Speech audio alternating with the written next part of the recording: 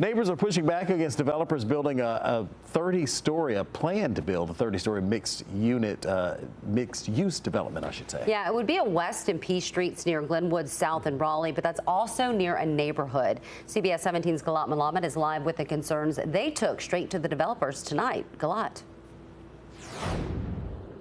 This street is where that development would be. And then on the other side of this building is a railroad track and then the neighborhood. And a lot of people concerned about this development live in that neighborhood. They say a building that would be this tall is simply too close to where they live and just doesn't make sense. For the second time in 2 years, developers are hoping to turn this stretch of West Street near Glenwood South into a 30-story development. People who live nearby say 30 stories right in our backyard, overshadowing our neighborhood, is just too much. Sharing their opposition at a community meeting with developers Wednesday night. So this doesn't make any sense. Currently, the area is zoned for 12 stories.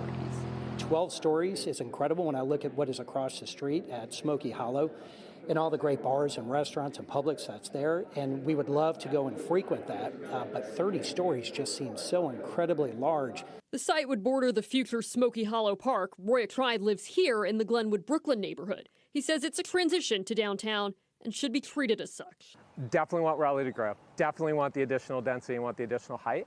I think we've just got to take into account the neighborhoods that are already here, good urban planning policies that have things taper down. Larry Miller, who lives in the Glenwood South neighborhood, feels the site is a great fit, being across from Publix and a planned taller building. It would be a nice presentation next to the proposed park there. It would just be a nice amenity, and it's in the urban area. He says the apartments that would come with it are greatly needed too.